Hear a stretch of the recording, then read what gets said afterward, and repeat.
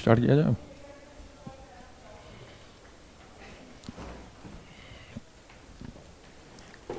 उसमें ग्रीन चल रहा है तो स्टार्ट होगा ना वो? अच्छा अच्छा, तो स्टार्ट करते हैं। The living word. क्या स्टार्ट करते हैं? The living word. देखिए आज हम करेंगे क्या, टेक्सोनॉमी पढ़ेंगे, सिस्टेमेटिक्स पढ़ेंगे, और क्या पढ़ेंगे, टाइप ऑफ क्लासिफिकेशन कौन कौन से हैं, नेचुरल आर्टिफिशियल आपका जो मॉड्यूल में दिया हुआ है। उसके बाद 50 क्वेश्चंस हैं, उसको हम क्या करेंगे, डिस्कस करेंगे। ठीक है, तो क्वेश्चन ज़्यादा इंपॉर्टेंट है, तो स्टार्ट करते हैं। The living word. तो द लिविंग वर्ड में सबसे पहले देखिए कि क्लासिफिकेशन क्या होता है। क्लासिफिकेशन में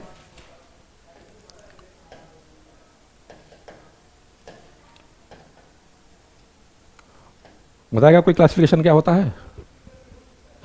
एनीवन? हाँ, फीचर्स पे। हाँ, देखिए टोटल आपके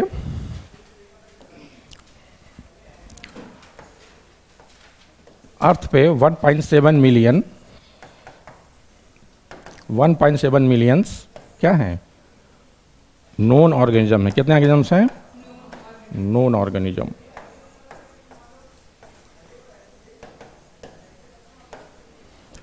तो इतने ऑर्गेनिजम्स को क्लासिफाई करना प्रैक्टिकली पॉसिबल नहीं है। तो इसके लिए क्या किया जाता है कि जितने भी सेम कैरेक्टर के ऑर्गेनिज्म हैं उनको क्या कर दिया जाता है, एक ग्रुप में कर दिया जाता है, ग्रुपिंग कर दी जाती है। क्या कर दी जाती है? ग्रुपिंग। ठीक है, तो ये हमारे लिए क्या हो जाता है, कन्वीनियंट हो जाता है। क्या हो जाता है? कन्वीनियंट। इसको कहते हैं क्लासिफिकेशन। ठीक है, तो इसमें तो फिर उसके बाद आपका टर्म आता है टेक्सोनोमी। तो टेक्सोनोमी क्या है? टेक्सोनोमी भी आपका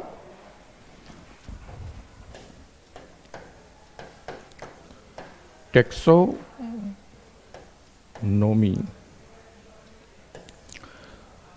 आपका एक तरह का क्लासिफिकेशन ही है, लेकिन ये थोड़ा ब्रॉड टर्म है। क्लासिफिकेशन क्या है? एक ब्रॉड टर्म है।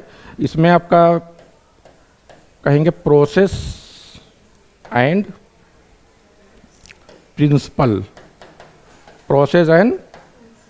Principle of classification.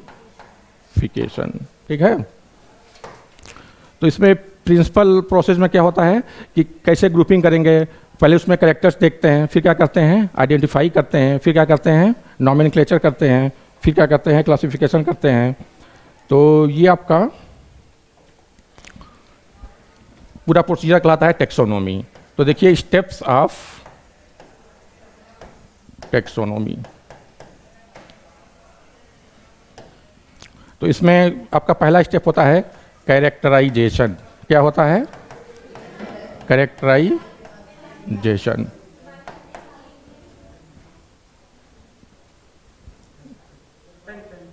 पेन, ये सर, नो सर, कहीं है पे देखो, पे पेन है पे। देखिए कैरेक्टराइजेशन। दूसरा क्या है? आइडेंटिफिकेशन। उसके बाद क्या है? क्लासिफिकेशन। और उसके बाद क्या है? नॉमेनक्लेचर। ठीक है,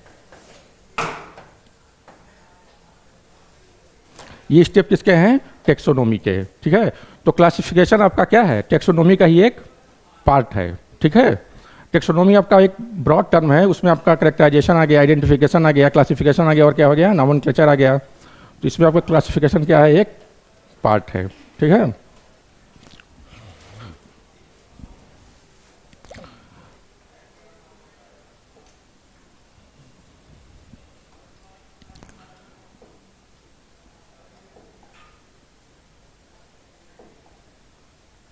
उसके बाद आपका आता है सिस्टमेटिक्स। क्या आपको पढ़ना है?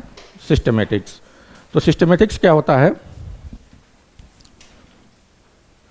सिस्टमेटिक्स जैसे आपने पढ़ा पहले क्लासिफिकेशन, तो क्लासिफिकेशन क्या है, एक छोटा टर्म है, बस उसमें क्या करते हैं, ग्रुपिंग कर देते हैं। उसको आपने क्या पढ़ा, टेक्सोनोमी। टेक्सोनोमी में क्या होता है,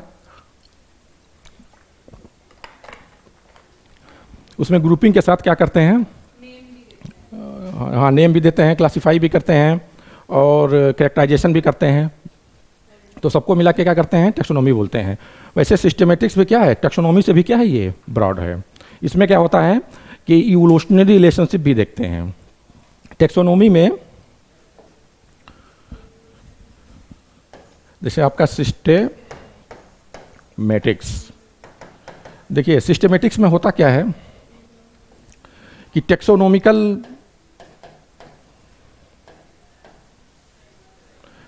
तो देखते ही देखते हैं, प्लस क्या देखते हैं, इवोल्यूशनरी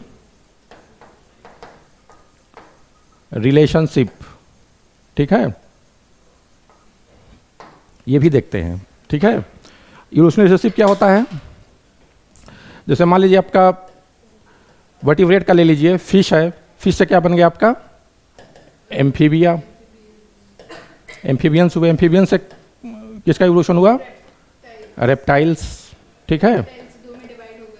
रेप्टाइल से क्या बन गया, बर्ड्स और मैमल्स बन गए, ठीक है।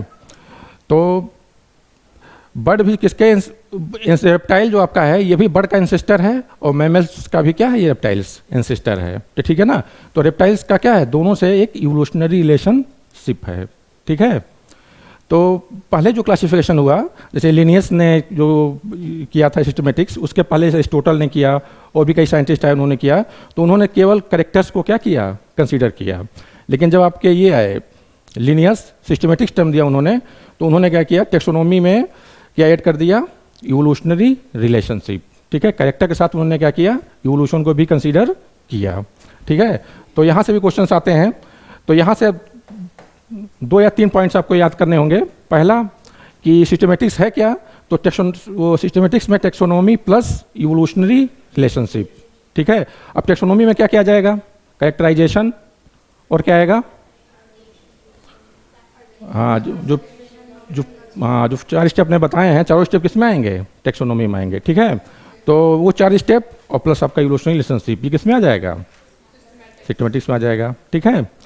तो और इसमें इसका टर्म कौन दिया था, लिनियस ने, एक साइंटिस्ट थे लिनियस, इन्होंने क्या किया था, सिस्टमेटिक्स टर्म दिया था। इसमें दिया था, उनके बुक का नाम था सिस्टेमा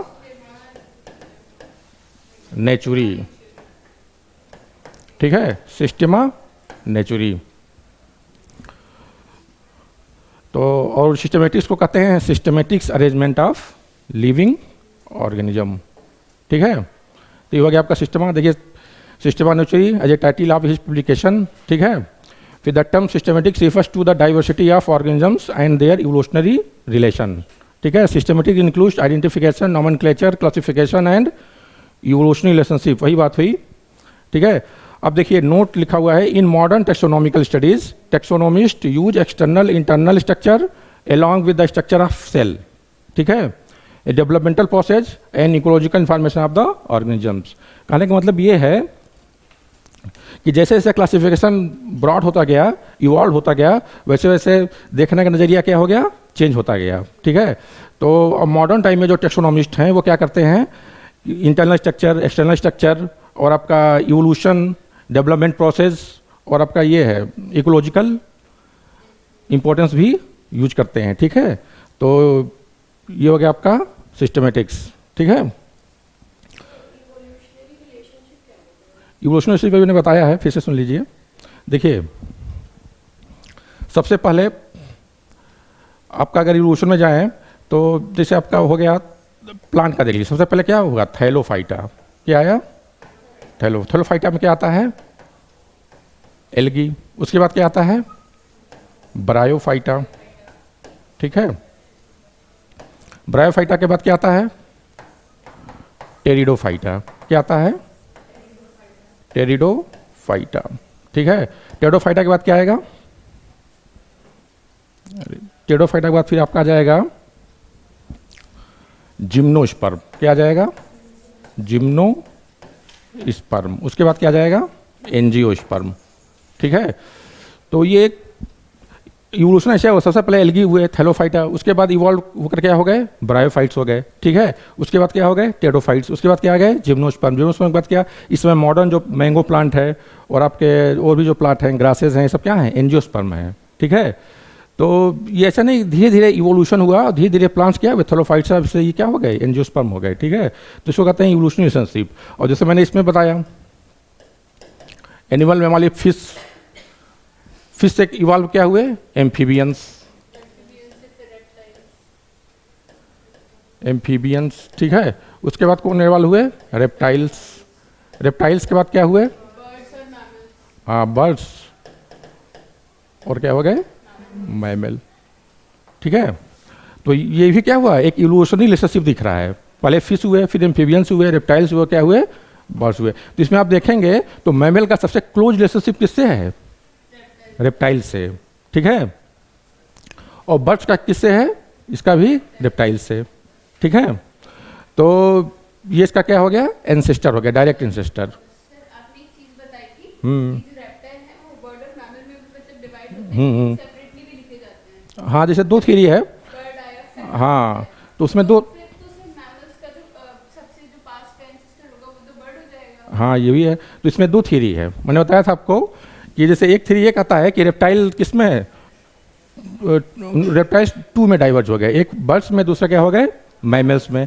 और एक थ्योरी ये कहता है कि रेप्टाइल से क्या बने, पहले बर्ड, फिर बर्ड से क्या बने, मैमल। ठीक है, तो अगर यहाँ से देखेंगे तो मैमल्स का सबसे डायरेक्ट इंसेस्टर कौन है, बर्ड्स है। ठीक है, ये एक एजम्पशन है, इसको हाइपोथेसिस दिया गया है, ऐसा कोई जाके वहाँ पे देखा नहीं है कि पहले बर्ड्स बने कि पहले रेप्टाइल्स बने। ठीक है, तो ये क्या हो गया आपका इवोल्यूशनरी रिलेशनशिप, समझ में आया। इवोल्यूशनरी रिलेशनशिप क्या होता है, हाँ हाँ उस पास बोलते हैं, वेरी गुड। ठीक है, तो पहले जो क्लासिफिकेशन किया जाता था उसमें इवोल्यूशनरी रिलेशनशिप का ध्यान नहीं रखा जाता था, लेकिन अब मॉडर्न टाइम में क्या करते हैं, सिस्टमेटिक्स में जैसे लिनियस ने दिया था उसमें क्या किया, इवोल्यूशन को भी कंसीडर किया गया। ठीक,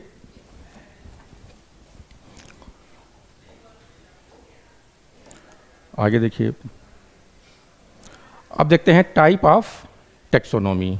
ठीक है, तो टेक्सोनोमी के टू टाइप्स हैं, पहला आपका है साइटोटेक्सोनोमी, दूसरा क्या है, कीमोटेक्सोनोमी। ठीक है, तो साइटोटेक्सोनोमी में क्या करते हैं कि साइटोलॉजिकल कैरेक्टर्स देखते हैं, क्या देखते हैं, साइटोलॉजिकल कैरेक्टर्स। ठीक है, तो साइटोलॉजिकल कैरेक्टर्स में क्या क्या आता है आपका, मेनली इसमें देखते हैं क्रोमोजोम के बारे में। ठीक है, क्रोमोजोम का स्ट्रक्चर कैसा है, क्रोमोजोम बिहेवियर्स वगैरह। ठीक है, तो ये हो गया साइटोटेक्सोनोमी। उसके बाद आपका आता है कीमोटेक्सोनोमी, इसमें क्या देखते हैं कि कंस्टिट्यूएंट्स क्या होता है, ये सेल किस किस चीज़ से बना हुआ है, उसका स्ट्रक्चर में कौन कौन से कंपोनेंट्स हैं। जैसे आपका मान लीजिए सेल वॉल है, तो बैक्टीरिया का सेल वॉल किस चीज़ का बना होता है, पेप्टाइडो ग्लाइकान।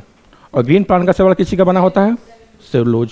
ठीक है, तो इस चीज़ को क्या किया गया, कंसीडर किया गया। ठीक है, तो इसमें देखिए आपका एल्कलॉइड्स है, प्लांट्स में पाया जाता है, कैरोटीनॉइड्स है। ठीक है, कैरोटीनॉइड्स एक पिगमेंट्स है, कैरोटीनॉइड्स क्या है, पिगमेंट्स है जो क्या करता है, कलर के लिए रिस्पॉन्सिबल है।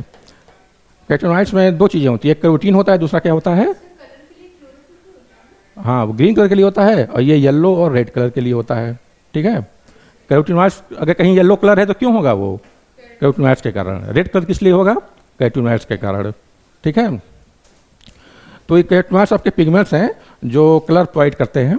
और उसके बाद टैनिन्स है, ये भी एक केमिकल्स है जो प्लांट्स में पाया जाता है, और खासकर ये बार्क में पाया जाता है। बार्क जानते हैं, जो हाँ पेड़ की जो छाल होती है उसमें पाया जाता है, और ये इन्फेक्शंस को इनहिबिट करता है प्लांट्स में। ठीक है, पॉलीसेकेराइड आप जानते ही हैं, ठीक है ना, carbohydrate, nucleic acids, DNA and RNA, fatty acids, amino acids and aromatics compounds.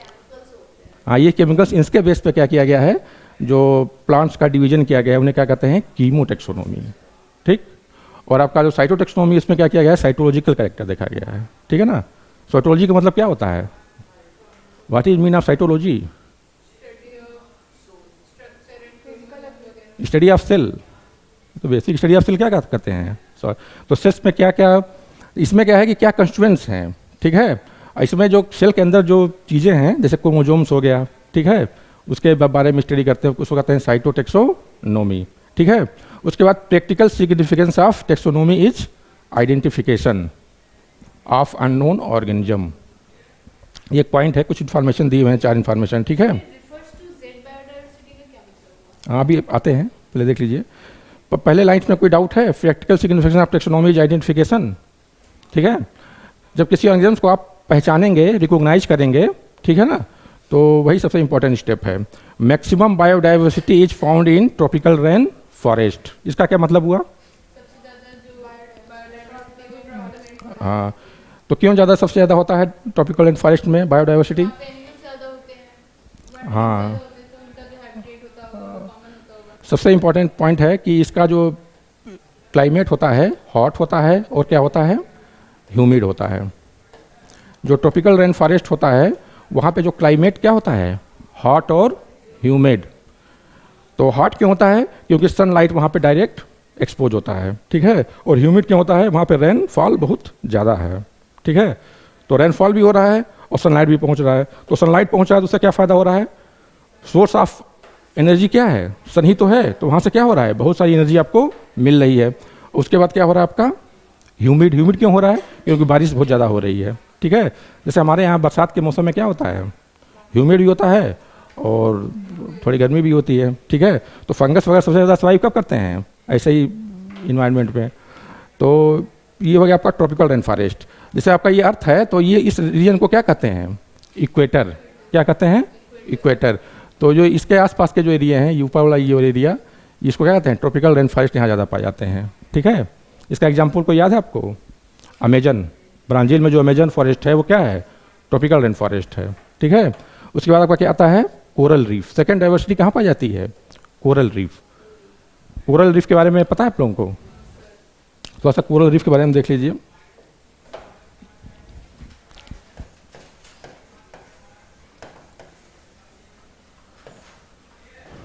देखिए एक निनिडेरिया है,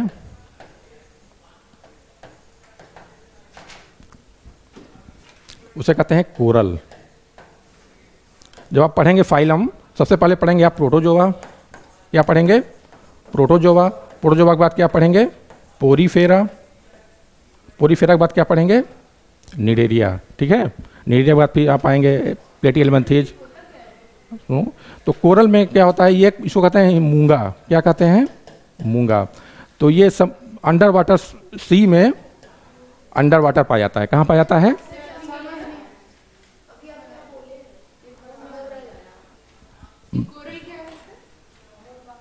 कोरल जो है एक जीव है, एक एनिमल्स है, स्मॉल एनिमल्स है, उसे कहते हैं मूंगा, ठीक है। मूंगा नहीं जानते आप लोग? सुनिए बता रहा हूँ। ये एक निडेरियंस है जो समुद्र के अंदर क्या होता है, पाया जाता है। और ये अपने अंदर क्या करता है, एक कवर बना लेता है, एक खोल बना लेता है जो बहुत हार्ड होता है। और किसका बना होता है, कैल्शियम कार्बोनेट, ठीक है। तो बहुत सारे कैल्शियम ऐसा, मान लीजिए आपका ये हो गया ये कोरल, इसके ऊपर क्या हो गया, कैल्शियम कार्बोनेट की खोल। तो बाद में जब डेड हो जाता है, लेकिन ये कैल्शियम कार्बोनेट की जो कवर है वो क्या होता है, मेंटेन होता है। फिर इसके ऊपर नया आपका आएगा, नया कोरल। तो ऐसे करते करते हजारों लाखों की संख्या में क्या होते हैं, कोरल्स डिपॉजिट हो जाते हैं। तो ये बहुत हार्ड स्ट्रक्चर बन जाता है कैल्शियम कार्बोनेट का। उसे क्या कहते हैं, कोरल रीफ। रीफ का मतलब क्या होता है, वाल। तो कोरल रीफ क्या है, कैल्शियम कार्बोनेट की एक वाल है, या कह सकते हैं कि कैल्शियम कार्बोनेशन का क्या है, डिपोजिशन है, ठीक है। जो कैसे होता है, कोरल के कारण, ठीक है। कोरल क्या है, एक निडेरिया है। क्या है, एक निडेरिया, ठीक है। क्लियर हो गया? तो यहाँ पे भी बहुत ज़्यादा डाइवर्सिटी पाई जाती है। कोरल रीफ में भी क्या होता है, बहुत ज़्यादा डाइवर्सिटी पाई जाती है। बहुत सारे प्लांट्स और एनिमल्स यहाँ पे पाए जाते हैं।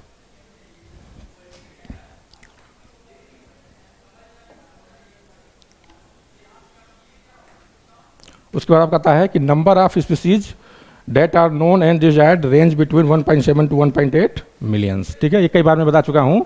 टोटल कितने नंबर ऑफ नॉन स्पीसीज हैं? 1.7 to 1.8।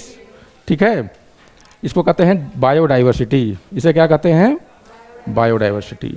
ठीक है, यहाँ तक कोई दिक्कत?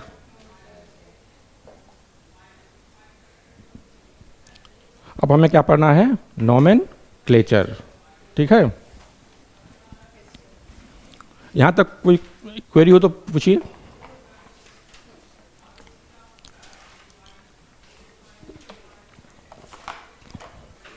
देखिए, बायो में क्या होता है कि आपको ज़्यादा क्वेश्चंस कवर करने होते हैं। ठीक है, 90 क्वेश्चंस के हैं तो 80 तक 85 तक कवर करना होता है। तो एक एक क्वेश्चंस का क्या करना पड़ेगा? आपको ध्यान रखना पड़ेगा कहीं से कोई क्वेश्चन छूटने ना पाए। तो कोई भी टॉपिक्स हो उसको अच्छे से पढ़िए और उस पर थोड़ा सा इंटरेस्ट लीजिए। ये नहीं कि ये चैप्टर इंपॉर्टेंट नहीं है जिसको छोड़ दें। एक भी क्वेश्चन अगर छूट जाता है आपका तो 4 मार्क्स क्या हो जाएंगे? कम हो जाएंगे। तो एक क्वेश्चन आपको कितने क्वेश्चन के बराबर है? 4 क्वेश्चन के बराबर है। ठीक है, तो हमेशा ध्यान रखिए कोई भी पॉइंट्स हो उसको पढ़ दीजिए। अब यहीं से क्वेश्चन आ जाए कि कोरल रीफ कहाँ पाया जाता है? ठीक है ना, तो समुद्र के अंदर होता है। ठीक है, और ट्रॉपिकल रेन फॉरेस्ट कहाँ होता है? जहाँ पे हॉट और ह्यूमिड कंडीशंस हो। ठीक है, जब आपको मैं इकोलॉजी पढ़ाऊँगा तो उसमें बताऊँ इकोलॉजी का टॉपिक्स है, तो यहाँ ऐसे ही थोड़ा सा ब्रीफ कर दिया गया है। आपको यहाँ इतना याद रखना है कि सबसे ज़्यादा बायोडाइवर्सिटी कहाँ पाई जाती है? Tropical rain forest. उसके बाद कहाँ पाई जाती है? Coral reef. ठीक है, तो इसके बाद आप देखते हैं नोमेनक्लेचर। क्या देखना है हमको? नोमेनक्लेचर। तो नोमेनक्लेचर के बारे में सबसे पहले एक साइंटिस्ट थे कैरोलस लिनियस। कौन था? Carolus Linnaeus. तो उन्होंने एक सिस्टम बनाया जिसको कहा गया बाइनोमियल नोमेनक्लेचर, और इन्होंने स्टार्ट किया सारे प्लांट्स को एक साइंटिफिक और एक स्टैंडर्डाइज नाम देने के लिए। ठीक है, ऐसी ज़रूरत क्यों महसूस हुई उनको? क्योंकि पहले जो प्लांट्स या एनिमल्स के नाम लिखे जाते थे वो लोकल लेवल पे ही होते थे। जैसे कहीं किसी का नाम है, जैसे मान लिए किसी का नाम पी है, वो जाके कहीं हो जा रहा है आपका मटर, कहीं कुछ और हो जा रहा है, तो उसके नाम्स क्या हो रहे हैं? वेरी हो रहे हैं। तो उसके बारे में अगर स्टडी करना हो, जैसे इंडिया में ही कोई बंदा है जैसे कटहल के पेड़ के बारे में स्टडी करने के लिए, ठीक है, तो उसको कटहल पता नहीं कटहल क्या होता है। ठीक है, तो वो आएगा तो वो कैसे पता करेगा? उसके साइंटिफिक नेम से ही पता करेगा। तो कन्वीनियंट बनाने के लिए, प्लांट्स और एनिमल्स के स्टडी को कन्वीनियंट बनाने के लिए हमने क्या किया है? साइंटिफिक नेम की स्टार्ट की। और वो किस लिए किया गया? क्योंकि वो पूरे वर्ल्ड में वो एक ही नाम होगा, चाहे वो इंडिया हो, चाहे यूरोप हो, चाहे अमेरिका हो, जगह क्या होगा? वही नाम होगा। और इसका स्टार्ट किसने किया? कैरोलस लिनियस ने। तो कैरोलस लिनियस ने ये बताया कि कोई भी नाम होगा आपका, किसी भी प्लांट्स का नाम होगा, तो उसके 2 कंपोनेंट होंगे। कितने कंपोनेंट होंगे? पहला होगा आपका जेनरा, या कह लीजिए जेनरिक नेम। ठीक है, और दूसरा क्या था? Specific epithet. ठीक है, और उन्होंने ये बताया, और दूसरा पॉइंट ये कहा कि दोनों नाम या तो आपके लैंग्वेज इसका लैटिन में होगा, लैंग्वेज किस में होगा? लैटिन। और प्रिंटेड किस में होगा? इटैलिक्स। इटैलिक्स का मतलब क्या होता है? Printed in italics. हाँ, जैसे ऐसा मैंगो ऐसा प्रिंटेड होगा ना, तो जब प्रिंट ना करना हो, जब लिखना हो, हमें लिखना हो, तो हम क्या करते हैं? अंडरलाइन कर देते हैं। हम दोनों नाम्स को क्या करते हैं? जेनरिक नेम्स को और स्पेसिफिक एपिथेट को क्या करते हैं? अंडरलाइन कर देते हैं। ठीक है, तो 2 बातें हमने बताई। पहला क्या बताया कि 2 कंपोनेंट्स हैं। कितने कंपोनेंट्स हैं? 2 कंपोनेंट्स हैं। और दूसरी बात क्या है कि इसको लैटिन या इटैलिक्स में लिखते हैं। ठीक है, हाँ, नहीं, लैंग्वेज होगा आपका लैटिन। क्या आपका है? लैंग्वेज है, ये लैंग्वेज होगा, और ये प्रिंटेड होगा इटैलिक्स में। ठीक है, आप प्रिंट नहीं कर सकते हैं तो क्या कर देंगे? अंडरलाइन। दोनों को लेकिन सेपरेट अंडरलाइन करेंगे। क्या करेंगे? सेपरेट अंडरलाइन करेंगे। ठीक है, उसके बाद जो आपका जेनरिक नेम का पहला लेटर होगा वो क्या होगा? कैपिटल में होगा, और ये क्या होगा? इसका पहला लेटर स्मॉल में होगा। ठीक, इसे एग्जाम्पल देख लीजिए। आपके एनसीईआरटी में दिया हुआ एग्जाम्पल मैंगो, फेरा, इंडिका। हाँ मैंगो का है, इसको डिलीट कर दिया जाए।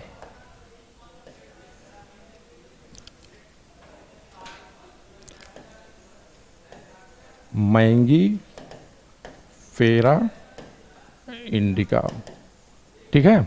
ये मैंगो का क्या है, बॉटनिकल नेम है। मैंगी फेरा क्या हो गया, जीनस, और ये क्या हो गया, इंडिका, स्पीसीज। तो जब स्पीसीज का नाम लिखते हैं तो कंबाइंड लिखते हैं, जीनस को इंक्लूड करके, मैंगी फेरा इंडिका, ठीक है। तो और दोनों को लाइन कर दीजिए, ये आपका कैपिटल लेटर में होगा, ये क्या होगा, स्मॉल लेटर में होगा। एक बात और इसमें जानकारी आपको दे दे रहा हूँ कि अगर लास्ट में, स्पीसीज के लास्ट में अगर ऐसे LIAAN लिखा हुआ है तो ये क्या होता है, साइंटिस्ट का एब्रीवेटेड नेम होता है, तो इसको भी लिख लेंगे। और ये अंडरलाइन नहीं होता है, ठीक है, समझ में आ गया।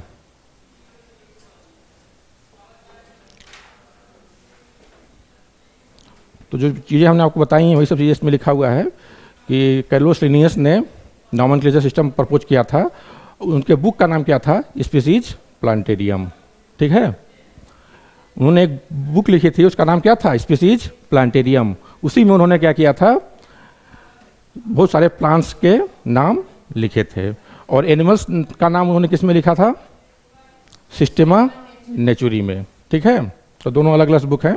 इनका पब्लिकेशन का डेट दिया हुआ है, एक बार देख लीजिएगा कि 1 मई 1753, हाँ, तो दोनों डेट देख लीजिएगा, ये इंपॉर्टेंट है। बाकी सब चीज़ें मैंने बता दिया, ठीक है। अब जैसे एक चीज़ बताइए, जैसे मैंने लिखा सोलेनम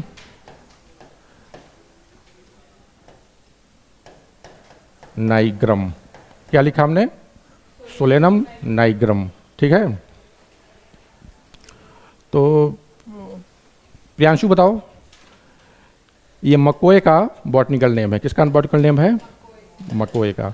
ये नाम सही लिखा हुआ है बॉटनिकल नेम, हाँ, ये स्मॉल रहेगा ना, और क्या गलती है, दोनों अंडरलाइन करना पड़ेगा, क्या करना पड़ेगा, अंडरलाइन। तो इसका सही नाम होगा सोलेनम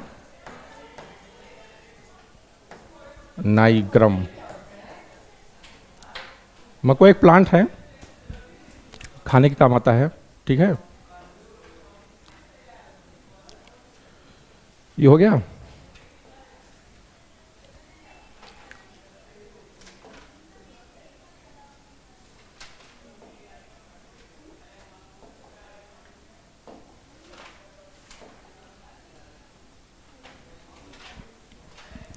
अब आगे देखिए, उसके बाद आता है ICBN और ICZN।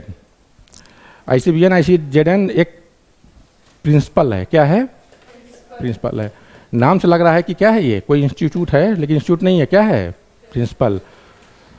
बहुत सारे बायोलॉजिस्ट ने मिल करके एक प्रिंसिपल बनाया, क्या बनाया, एक प्रिंसिपल। जो प्रिंसिपल आपने अभी पढ़ा है, जो प्रिंसिपल आपको पढ़ाया है कि लैटिन में होना चाहिए और क्या होना चाहिए, प्रिंटेड होना चाहिए इटैलिक्स में, ठीक है। ये सब चीज़ें किस में आ गया, तो ICBN में ही इस सब चीज़ को इंक्लूड किया गया। तो जो भी थ्योरी मैंने आपको पढ़ाया है वो सब थ्योरी क्या पढ़ाया है, ICBN ने ही दिया था, international code of botanical nomenclature. इसका सन याद रखिएगा, कब ये एक्सेप्ट किया गया था, 1961, ये पूछा गया है। और बाकी जो रूल्स में दिखा रहा है सब चीज़ मैंने आपको बताया है कि इसमें जेनरिक नेम होता है और क्या होता है, स्पेसिफिक एपिथेट। जैसे सोलेनम ट्यूबरोसम पोटैटो, ये जेनरिक नेम हो गया, क्या हो गया, स्पेसिफिक एपिथेट हो गया। और मैंगीफेरा इंडिका जेनरिक नेम, ये क्या हो गया आपका, स्पेसिफिक एपिथेट हो गया। एनी कंफ्यूजन, आगे बढ़ा जाए। ये उसमें है ना, हाँ, तो जैसे हैंड अंडरलाइन कब करते हैं, जब हैंड रिटेन हो। तो इसको मान लेंगे क्या है, ये प्रिंटेड है।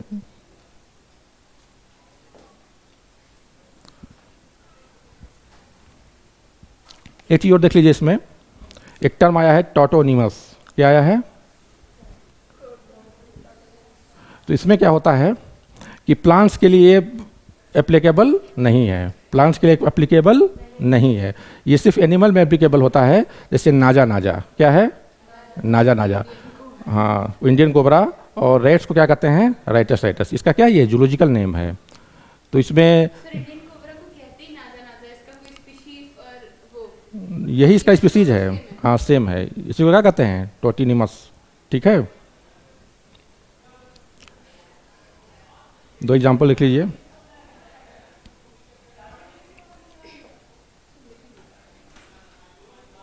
इधर साइंटिस्ट के नेम के बारे में दिया हुआ है, ये मैंने आपको बता दिया है। ठीक है,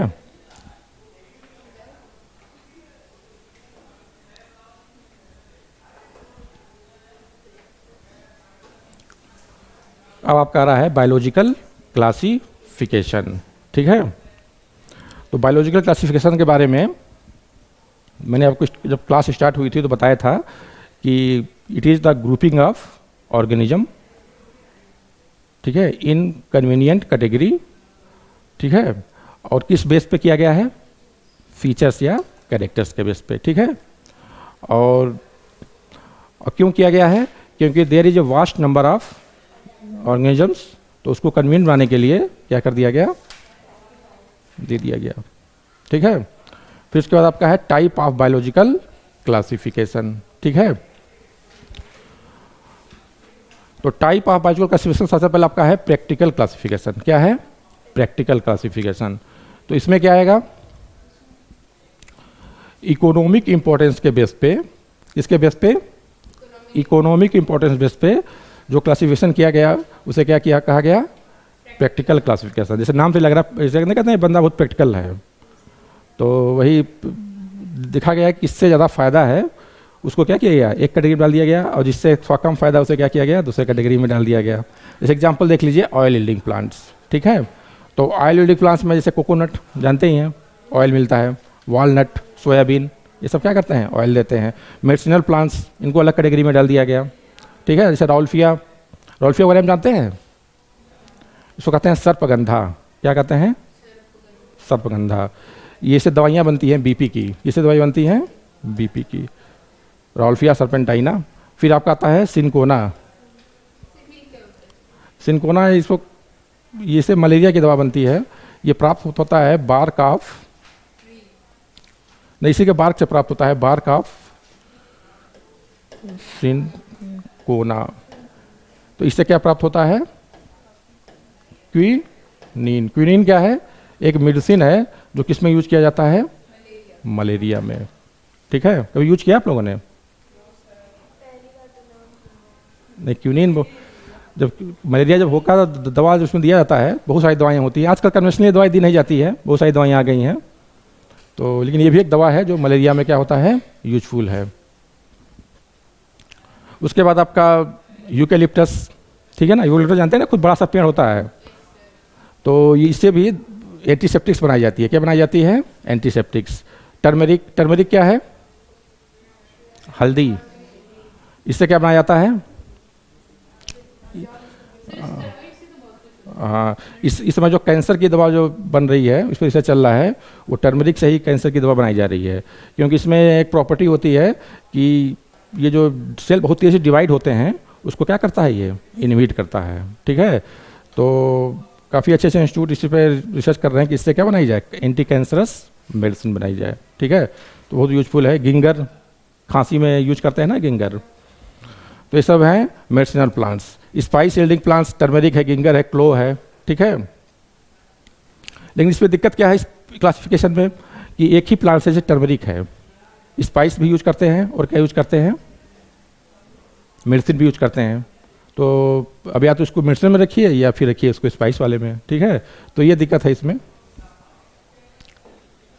उसके बाद आपका क्या आता है, आर्टिफिशियल क्लासिफिकेशन। आर्टिफिशियल क्लासिफिकेशन किसने दिया था, लिनियस ने। किसने दिया था, लिनियस ने। उन्होंने वन और फ्यू सुपरफिशियल मॉर्फोलॉजिकल कैरेक्टर्स के बेस पे, प्रैक्टिकल क्लासिफिकेशन का इसमें कोई ये साइंटिस्ट का नाम नहीं है, एक ग्रुप ऑफ टेक्सोनोमिस्ट, उन्होंने एक डिसाइड किया कि ऐसे कर दिया जाए। तो आर्टिफिशियल क्लासिफिकेशन में लिनियस ने क्या किया कि वन और फ्यू सुपरफिशियल मॉर्फोलॉजिकल कैरेक्टर्स के बेस पे इसको क्या किया, क्लासिफाई किया। किसको क्लासिफाई किया, प्लांट्स को। ठीक है, और प्लांट्स में जैसे आपने कहा कि सुपरफिशियल मॉर्फोलॉजिकल कैरेक्टर्स में, तो उन्हें कौन सा कैरेक्टर लिया?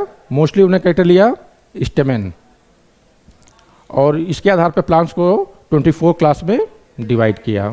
ठीक है, तो स्टेमेंस क्या होता है? Everybody know? ठीक है, ये मेल पार्ट है फ्लावर का। फ्लावर में कैलिक्स होता है, करोला होता है, एंडोसियम होता है और क्या होता है? गैनोसियम।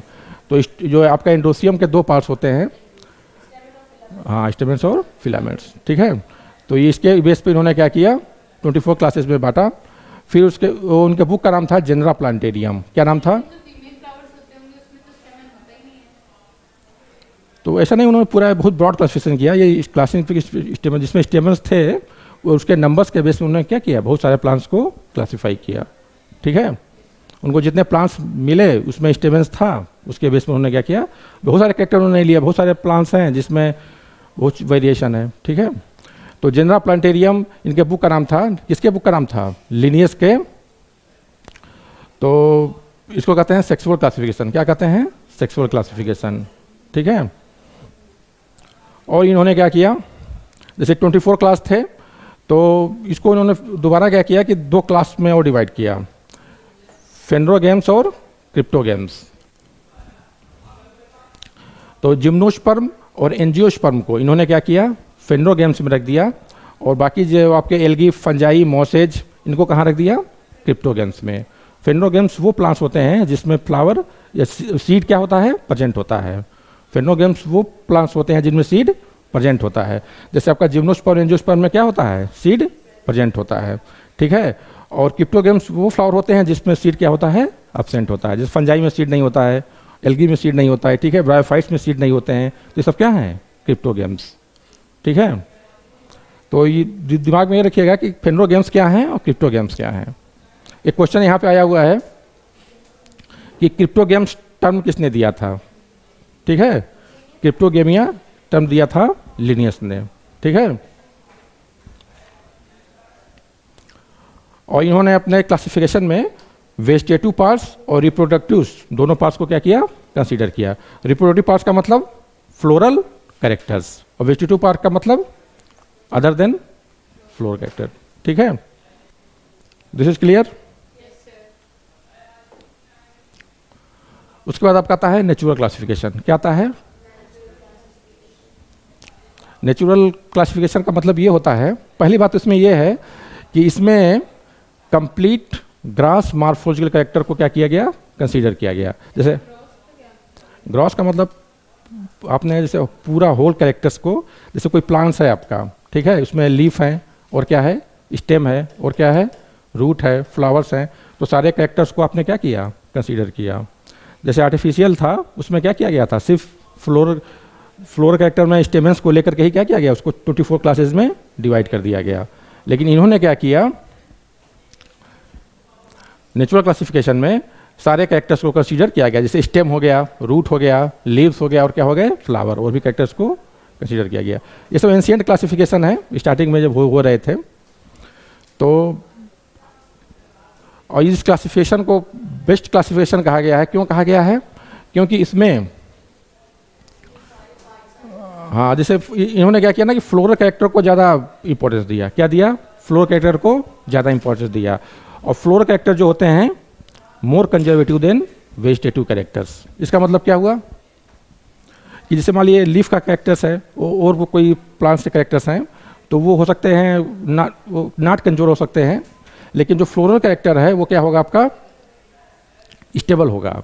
जैसे गाइनोसियम ओवरी कैसी है, किसी प्लांट की ओवरी कैसी है, ये क्या है? एक कंजर्वेटिव कैरेक्टर है। ठीक है, तो इसका उन्होंने ध्यान दिया। In this classification the plants belonging to the same group so many similarities, while in artificial classification the plants belonging to the same group show only 1 or 2 similarities। ये कह रहे हैं कि जैसे जो नेचुरल क्लासिफिकेशन है इसमें सिमिलरिटी क्या है? ज़्यादा है। क्यों सिमिलरिटी ज़्यादा है?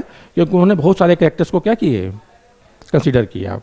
और आर्टिफिशियल में जो लिनियस ने दिया था उसमें 1 या 2 कैरेक्टर को ही क्या किया गया? कंसीडर किया गया। तो उसमें सिमिलरिटीज क्या हो जाएगी? आपकी कम हो जाएगी। ठीक,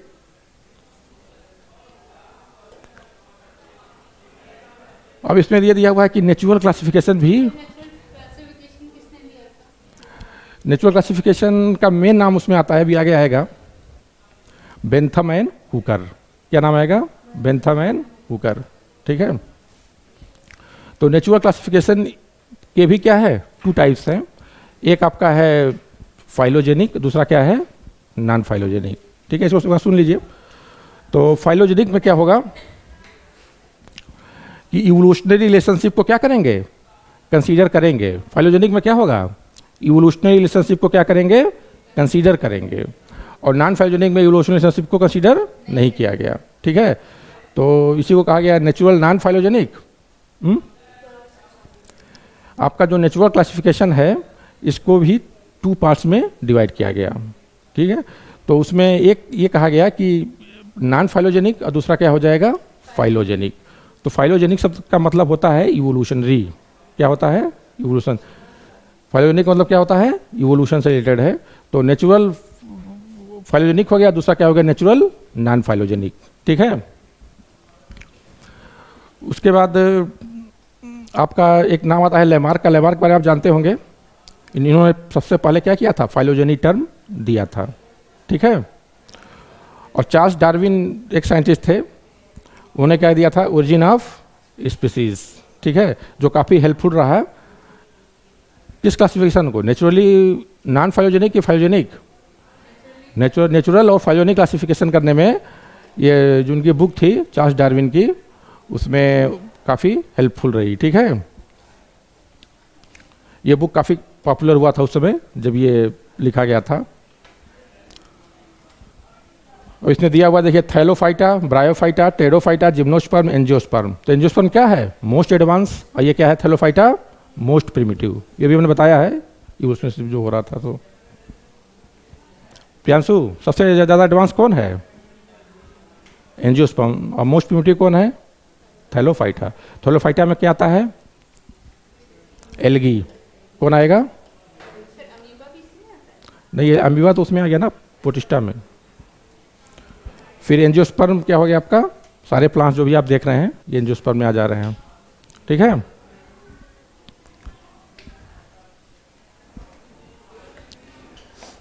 टॉपिक इंटरेस्टिंग लग रहा है कि नहीं लग रहा है?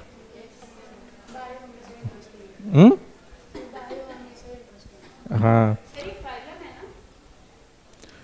ये क्लास है, क्या है, क्लास।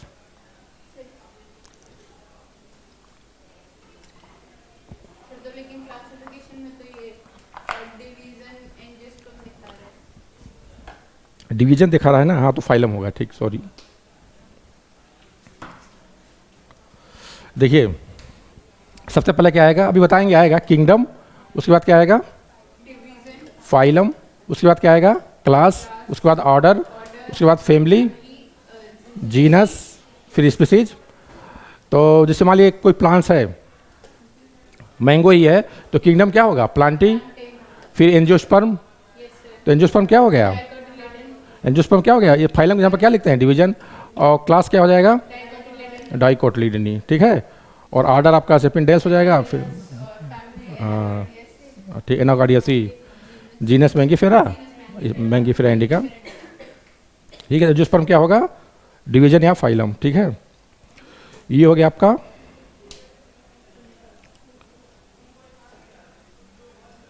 अब आता है एक टर्म आपका फेनेटिक क्लासिफिकेशन। क्या आता है, फेनेटिक।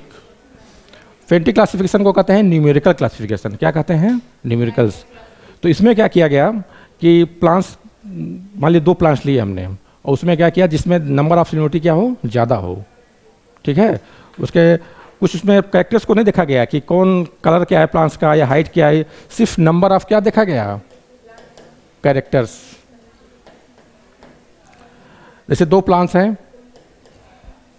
दोनों में बहुत ज़्यादा नंबर ऑफ कैरेक्टर्स क्या हैं, सेम हैं, तो उन्हें क्या कर दिया गया, एक ग्रुप में क्लासिफाई कर दिया गया।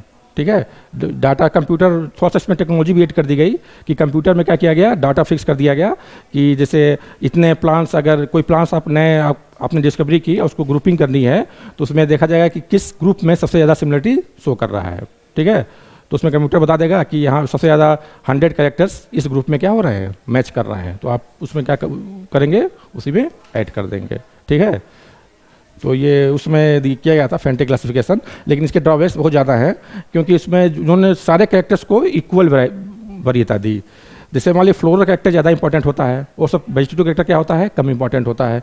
तो इन्होंने क्या किया कि सारे कैरेक्टर्स को इक्वल इंपॉर्टेंस दिया, ठीक है। तो ये इसकी क्या थी, डिमेरिट्स थी। तो फेंटिक क्लासिफिकेशन एक बार आया हुआ एग्जाम में।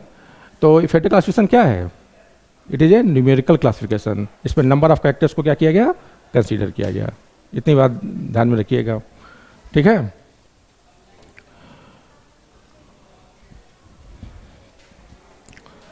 उसके बाद देखते हैं कैटेगरी। क्या देखते हैं,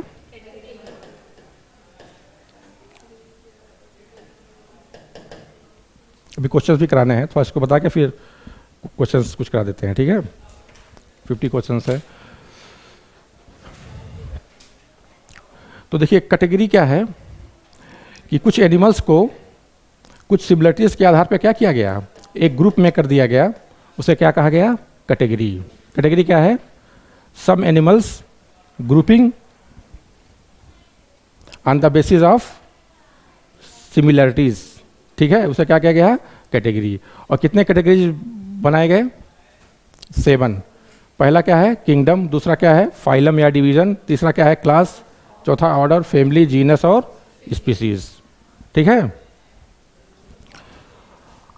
स्पीसीज क्या हो गया आपका, स्मॉलेस्ट कैटेगरी। स्पीसीज क्या है, स्मॉलेस्ट कैटेगरी, और किंगडम क्या है, बिगेस्ट कैटेगरी, ठीक है।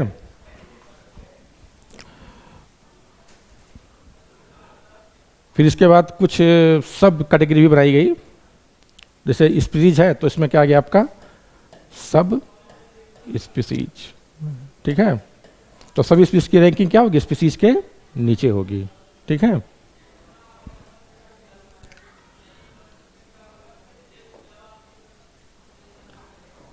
अब जैसे एग्जांपल देख लीजिए, मैंगो प्लांट का क्लासिफिकेशन करना है, तो ये तो कई बार मैं आपको बता चुका हूँ कि किंगडम क्या होगा, प्लांटी। उसके बाद फाइलम क्या होगा, डिवीजन, एंजियोस्पर्म, और क्लास क्या होगा, डाइकोटिलीडनी, फैमिली क्या होगी, एनाकार्डियेसी, जीनस क्या है, मैंगीफेरा, स्पीसीज क्या है, मैंगीफेरा इंडिका, ठीक है। तो ये क्या है, kingdom, division, class, order, family, genus, species, सब क्या है, कैटेगरीज है।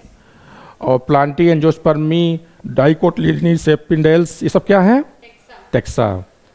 तो टेक्सा और इसमें क्या है, कैटेगरी में क्या डिफरेंस है, कोई बताएगा?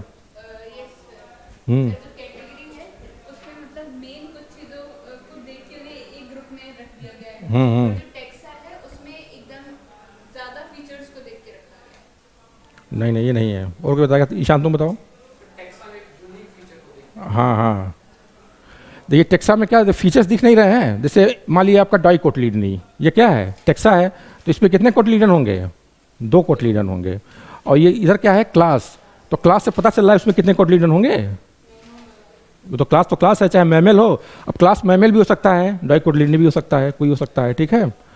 तो ये इसमें फीचर्स शो होंगे, इसमें फीचर्स नहीं, सिर्फ क्या होंगे, सिमिलरिटीज के बेस पे इसको किया गया है। तो ये क्या का कैटेगरी, ये क्या है, टेक्सा है। तो टेक्सा और कैटेगरी में डिफरेंस क्या करिएगा, दिमाग में रखिएगा, एग्जाम में डिफिनीशन आ जाता है कभी कभी। ये आपका वेट है, वेट में क्या होगा, किंगडम, प्लांट है तो प्लांटी, डिवीजन क्या होगा, एंजियोस्पर्मी, क्लास क्या होगा, मोनोकोटिलीडनी। मोनोकोटिलीडनी क्यों होगा, क्योंकि सिर्फ एक कोटिलीडन होता है, ठीक है। Order Poales, family Poaceae, Triticum aestivum, ठीक है। ये हो गया आपका वेट का क्लासिफिकेशन। ये जो आपके सिलेबस में है क्लासिफिकेशन, कम से कम ये याद होने चाहिए, ठीक है। तो जैसे मैंगो हो गया, वेट हो गया, ये यहाँ होना चाहिए। अभी 2 और आएंगे, हाउस फ्लाई और क्या आएगा, मैन, ठीक है। जैसे क्वेश्चन आ जाता है कि फैमिली ऑफ मैंगो, तो एनाकार्डियेसी, ठीक है। The classification of any plant और animal in written in descending order. देखिए जो क्लासिफिकेशन आप लिखते हैं, तो आप डिसेंडिंग ऑर्डर में लिख रहे हैं कि असेंडिंग ऑर्डर में लिख रहे हैं। ये किंगडम से स्पीसीज आ रहे हैं, तो डिसेंडिंग ऑर्डर है कि असेंडिंग ऑर्डर है, ये डिसेंडिंग ऑर्डर है। आप चाहें तो असेंडिंग भी लिख सकते हैं। असेंडिंग में कैसे लिखेंगे, पहले क्या लिख दीजिए, स्पीसीज, फिर क्या लिख दीजिए, जीनस, फिर फैमिली, फिर ऑर्डर, फिर क्लास, फिर डिवीजन, फिर क्या आ जाएगा, किंगडम, ठीक है। तो ये आपका हो जाएगा असेंडिंग ऑर्डर। तो इसी ऑर्डर को या तो असेंडिंग में लिखें, वो भी सही है, और डिसेंडिंग लिखें क्या है, वो भी सही है। तो इस ऑर्डर को क्या कहते हैं, हियरार्की। क्या कहते हैं, हियरार्की। ठीक है,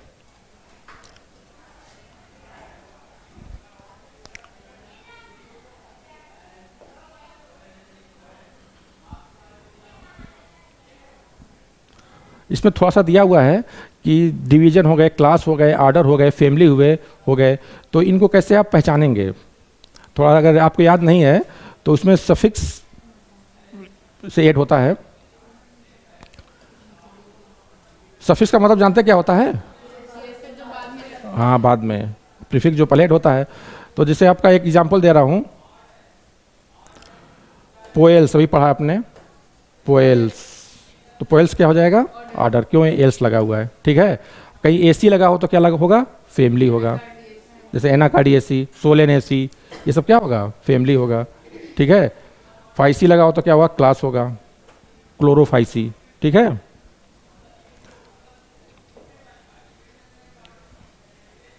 वही क्लासिफिकेशन दिया हुआ है। Classification is not a single step process but involve hierarchy of step, जो मैंने बताया है, in which each step represent a rank और category. Since the category is a part of overall taxonomic arrangement, it is called taxonomic category. ठीक है, and all category together constitute a taxonomic hierarchy. ठीक है, each category refers to as unit of classification, और इसको क्या कहते हैं? Rank या टैक्सा। ठीक है, प्लूरल। टेक्सॉन क्या आपका है? सिंगुलर है, और टैक्सा क्या है? प्लूरल है। ठीक है,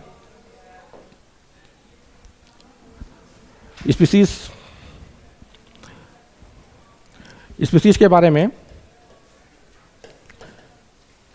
सबसे मेन पॉइंट है कि फंडामेंटल सिमिलरिटी के बेस पे क्या किया गया है? इसको ग्रुपिंग किया गया है। क्या किया गया है? ग्रुपिंग। तो फंडामेंटल सिमिलरिटीज के बेस पे, और इट कैन इंटर ब्रीड।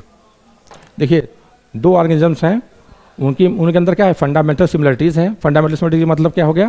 उनमें बेसिक सिमिलरिटीज़ है। जैसे उनका मॉर्फोलॉजी क्या हो? सेम हो। जैसे मैं क्या हूँ? ह्यूमन हूँ, आप क्या हो? ह्यूमन। तो दोनों में एक फंडामेंटल सिमिलरिटी दिख रही है ना, नाक, आँख, कान, तो ये सब क्या हो गए? स्पीसीज की डायग्नोस्टिक फीचर है। तो उसमें हम लोग क्या गए? एक ही स्पीसीज में। और दूसरी बात आ जाती है कि इसमें क्या होता है? इंटरब्रीड हो सकता है। ठीक है, अगर इंटरब्रीड हो जाए और मॉर्फोलॉजिकली सिमिलर हो तो क्या होगा? वो सेम स्पीसीज होगा। अब यहाँ से एक चीज़ और ध्यान रखिएगा कि ये किसने कहा था? इंटरब्रीड वाली बात जो है, एक साइंटिस्ट थे, उनका नाम था अर्नस्ट, ये नोट कर लीजिए, अर्नस्ट मेयर। ये मैंने उसमें नहीं बताया था, यहाँ बता रहा हूँ। अर्नस्ट मेयर ने क्या किया था? ये बताया था कि स्पीसीज क्या होते हैं?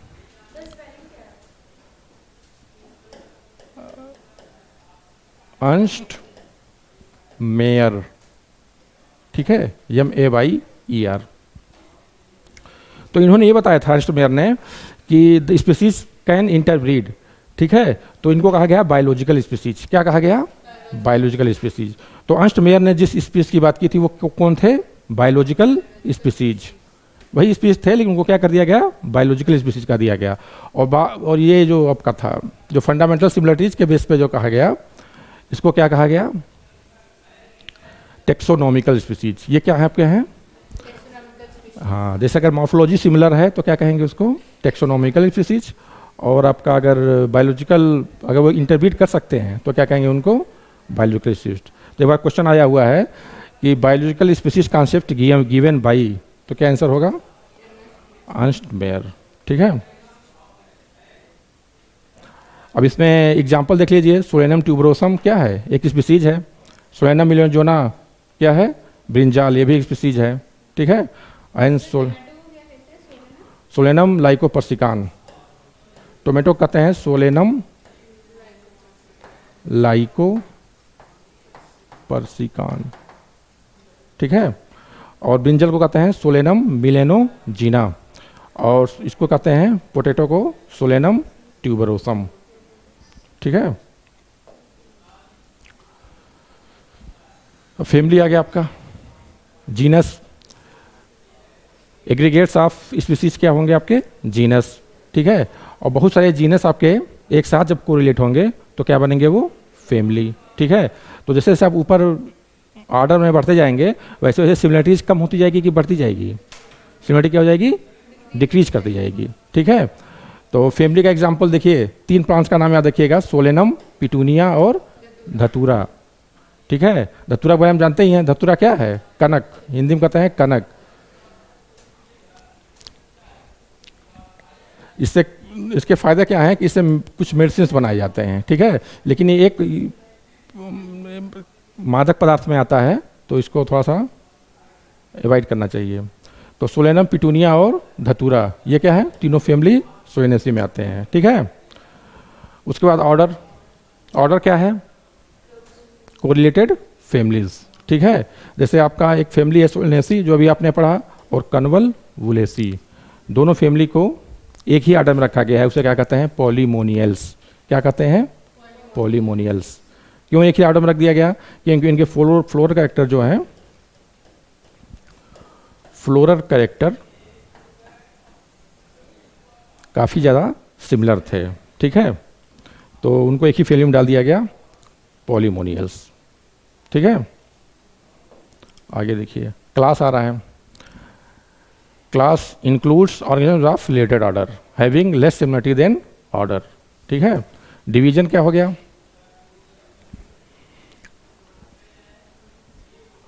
जो बहुत सारे क्लास एक सिमिलर कैरेक्टर्स वाले जब एग्रीगेट होंगे तो क्या बनेगा आपका? डिवीजन। ठीक है, इसी को क्या कहते हैं? फाइलम। अब इसमें क्या लिखा हुआ? ये basis of the aggregates of character. इसका मतलब ये हुआ कि ऑर्डर से पहले आपने पढ़ा स्पीसीज, फिर क्या पढ़ा? जीनस, उसके बाद क्या पढ़ा? फैमिली, फैमिली के बाद क्या आया? ऑर्डर। तो ऑर्डर से क्या होता है कि ये हायर टेक्सोनॉमिक कैटेगरी में आता है। ऑर्डर किस में आता है? हायर टेक्सोनॉमिक कैटेगरी में। तो हायर में, उसके बाद ऑर्डर के बाद क्या आएगा आपका? क्लास, क्लास के बाद क्या आएगा? फाइलम, फाइलम के बाद क्या आएगा? किंगडम। ये सब किस में आते हैं? हायर कैटेगरी में आते हैं। तो इनका सिर्फ ऐसा नहीं कि सिमिलरिटीज देखेंगे, एग्रीगेट्स ऑफ कैरेक्टर्स को भी कंसीडर करते हैं। क्या करते हैं? एग्रीगेट्स ऑफ कैरेक्टर को भी कंसीडर करते हैं। ठीक है, क्या आंसू समझ में आ रहा है? अब ये आपको याद करना है, कितने भी ऑर्गेनिजम्स हैं, मैन है, हाउस फ्लाई है, मैंगो और क्या है? वेट है। तो दिवांशी, सर में दर्द हो रहा है क्या? सर में हेडेक हो रहा है? ये सब आपने पढ़ा है, आपको मैं पढ़ा चुका हूँ कि होमोसेपियंस क्या है, इसका बायोलॉजिकल नेम है, जीनस इसका होमस है, फैमिली क्या है? होमिनिडी, ऑर्डर क्या है? प्राइमेटा, क्लास है मैमेलिया, और फाइलम डिवीजन क्या है? कॉर्डेटा। ठीक है, उसके बाद हाउस फ्लाई का नेम क्या है? मस्का डोमेस्टिका, जीनस मस्का, फैमिली मसाइडी, ऑर्डर डाइप्टेरा, क्लास क्या है? इंसेक्टा, और फाइलम क्या हो गया? आर्थ्रोपोडा। मैंगो वेट का भी हमने बताया है। ठीक है, तो ये आपका क्या हो गया? क्लासिफिकेशन के बारे में आपने देखा। अब क्या करते हैं? कुछ टेक्सोनॉमिक नहीं, पहले कुछ क्वेश्चंस करेंगे। जितना पढ़ा है उसके क्या करते हैं? क्वेश्चंस। ठीक है, ये मॉड्यूल के क्वेश्चंस हैं, काफ़ी इंपॉर्टेंट क्वेश्चन है। पढ़ के आए हैं आप लोग? सब लोग पढ़े हैं? तो जल्दी जल्दी एक बार देखते हैं, जहाँ कन्फ्यूजन है वहाँ मैं एक्सप्लेन कर दे रहा हूँ। ठीक है, स्टार्ट किया जाए। देखिए, सबसे पहला क्वेश्चन क्या है कि mayor propose which type of concept of species. पहला ही क्वेश्चन आ गया, अभी मैं बता रहा था ना कि मेयर ने क्या दिया था? Biological concept.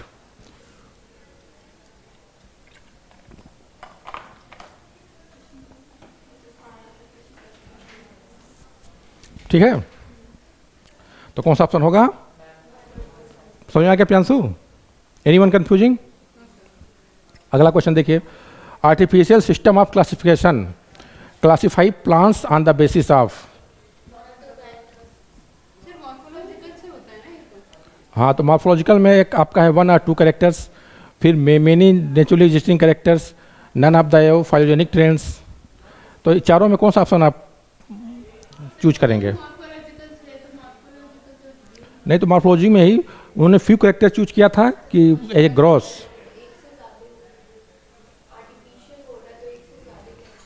ये हमने भी पढ़ाया था तो बताया था कि आर्टिफिशियल क्लासिफिकेशन में लिनियस ने क्या किया था, वन और फ्यू मार्फोलॉजिकल कैरेक्टर को चूज किया था, और बाद में जब नेचुरल आया तो उसमें क्या हुआ था, ग्रॉस टोटल कैरेक्टर्स को क्या किया गया था, कंसीडर किया गया था। तो इसमें कौन सा ऑप्शन होगा, मॉर्फोलॉजिस्ट मतलब ही नहीं है, ये पूछ रहा है कि कितने कैरेक्टर्स को लिए गए थे, तो फ्यू कैरेक्टर लिए गए थे, तो फ्यू में 1 2 3 जो भी ऑप्शन में हो उसे को हम टिक करेंगे। Term systematic was given by Linnaeus, very good. Group of organisms that closely resemble each other and freely interbreed in nature constitute, ये तो डिफिनीशन है स्पीसीज की, मैंने आपको लिखवाया है नोट्स में, यही लिखवाया है कि group of organisms that closely related to, इसका मतलब क्या हुआ, क्लोजली रिलेटेड को मतलब मार्फोलॉजिकली सिमिलर हैं ये, ठीक है, और इंटरब्रीड कर सकते हैं, तो क्या हो गया ये स्पीसीज। 1961, वेरी गुड, पढ़ के आया हो लग रहा है। The term taxon refers to, अब देखिए ये, हाँ देखिए इसको मैंने कई बार बताया है कि देखिए यहाँ क्वेश्चन आ गया एक कि टेक्सॉन क्या है, तो पहला कह रहा है नेम ऑफ स्पीसीज, तो नेम ऑफ स्पीसीज लिखेंगे तो जो भी थोड़ी नेम ऑफ स्पीसीज हो, नेम ऑफ फैमिली भी हो सकता है, नेम ऑफ जीनस भी हो सकता है, ठीक है, तो ये कोई भी रैंक हो, चाहे फैमिली हो, चाहे स्पीसीज हो, चाहे जीनस हो, क्या होगा वो टेक्सॉन होगा, ठीक है। कोई, हाँ लिनियस के बुक का नाम पूछ रहा है, तो यहाँ तो कंफ्यूज, देखिए थोड़ा लिनियस के बुक के नाम का थोड़ा सा वो देख लीजिए, यहाँ ध्यान से पहले सुन लीजिए तब बताइए। देखिए लिनियस ने एक बुक लिखा था, उसका नाम था स्पीसीज प्लांटेरियम, क्या नाम था, स्पीसीज प्लांटेरियम, और एक बुक उन्होंने लिखा था सिस्टेमा, ये सब कंफ्यूजन करेंगे, भूल जाएंगे कहाँ पे कौन सा बुक था, ठीक है, तो तीनों नाम जहाँ लिख लीजिए, जहाँ मैं लिख रहा हूँ काफ़ी नोट कर लीजिए, वहीं मॉड्यूल्स पे नोट कर लीजिए। और तीसरा क्या था, जेनरा प्लांटेरियम, तीसरा क्या है, यहाँ लिख दे रहा हूँ, जेनरा प्लांटेरियम। तो लिनियस के कितने बुक हैं, 3 बुक्स, पहला क्या है स्पीसीज प्लांटेरियम, लिखिए स्पीसीज प्लांटेरियम, दूसरा लिखिए सिस्टेमा नेचुरी, और तीसरा क्या लिखिए जेनरा प्लांटेरम, ठीक है, तीनों बुक किसके हैं, लिनियस के द्वारा लिखे हुए हैं। जेनरा प्लांटेरियम में एक कन्फ्यूजन आएगा, जेनरा प्लांटेरियम एक और बुक है, उसको लिखा था बेंथम एंड हुकर ने, तो उसमें उन्होंने कुछ और लिखा है, इन्होंने इसमें क्या लिखा है, कुछ और लिखा है, दोनों डिफरेंट है, ठीक है। अब क्या कर रहा है, the scientific naming of plants begins with the publication of the Linnaeus book, तो ये कह रहा है कि किस बुक में, हाँ तो इस बुक्स में क्या लिखा था, साइंटिफिक नेम का उन्होंने जिक्र किया है, तो थर्ड ऑप्शन सही हो जाएगा, ठीक है। Which book most impressed the opinion of taxonomist, ये तो अभी हमने बताया है, क्या था, ओरिजिन ऑफ स्पीसीज, डार्विन की जो बुक हुई थी उस समय क्या हुई थी, बहुत फेमस हुई थी, ठीक है। इस सब पीछे रीजन क्या था कि वो गए थे एक किसी जगह पे गए थे, तो वहाँ पे उन्होंने बहुत सारी स्पीसीज को क्या किया, देखा, उस पर रिसर्च किया, उसके बारे में बहुत चीज़ें लिखी, तो वो बुक जो है क्लासिफिकेशन में टेक्सोनॉमिस्ट के लिए क्या वो बहुत हेल्पफुल रहा। हाँ, द बेसिक स्मॉलेस्ट यूनिट क्या हो जाएगा, species, no any confusion. Plant nomenclature means, इसमें 4 ऑप्शन से बताइए।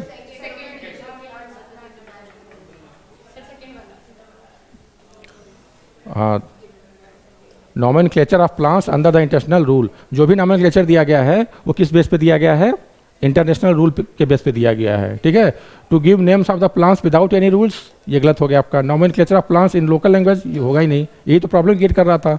Nomenclature of plants in English language, ये लैटिन लैंग्वेज में है, ठीक है, तो तीनों ऑप्शन गलत हो गए।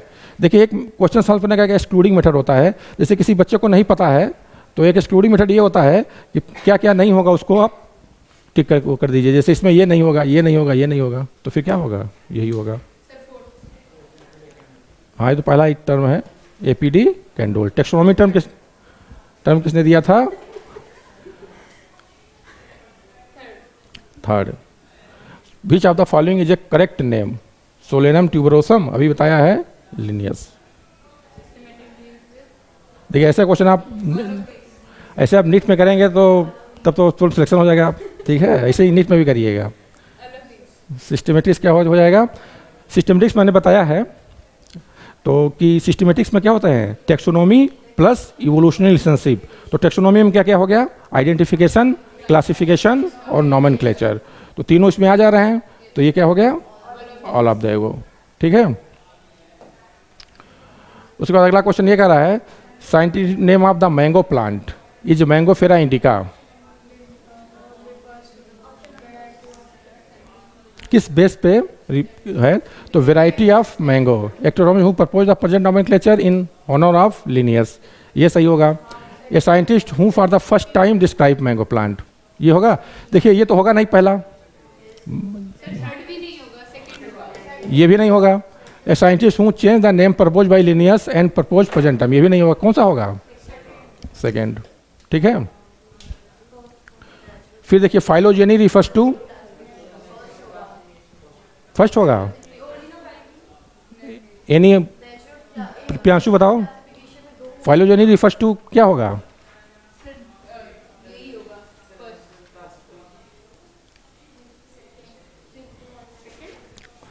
फाइलोजेनी का मतलब होता है, बताया था 2 बार 3 बार बताया है, evolutionary class.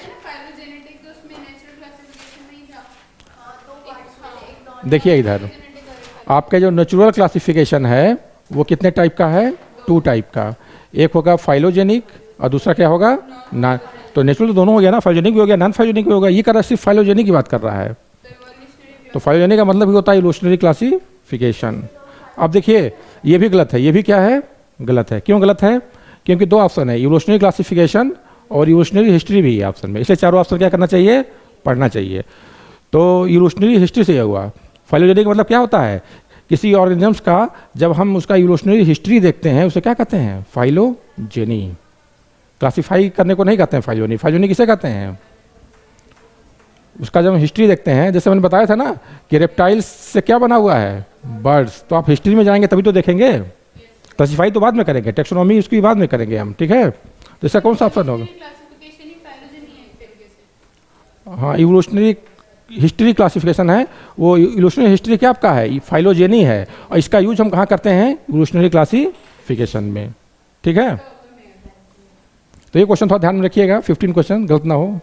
Biological concept of species given by mayor. Clear है? जिसको पर्सनली कोई दिक्कत हुआ क्वेश्चन में वो बोल देगा। ठीक है। In taxonomy the first step is identification. ठीक है। 3 स्टेप होते हैं। पहला अगर कैरेक्टराइजेशन है तो कैरेक्टराइजेशन भी डाल सकते हैं, नहीं है तो क्या कर देंगे? आइडेंटिफिकेशन। ठीक है। A large number of unknown species of plants and animals are believed to be present in. ये पॉइंट मैंने पहले ही बताया था कि जहां बहुत ज़्यादा वैरायटी हो ऑर्गेनिजम्स की उसे कहते हैं tropical rain forest. Systema Naturae Linnaeus. चलो कल्याण हो गया आप लोगों का। ठीक है। For higher plants flowers are chiefly used as a basis of classification because. बताइए, यहाँ थोड़ा सोचना है, सोच के बताइए। फ्लावर्स को ज़्यादा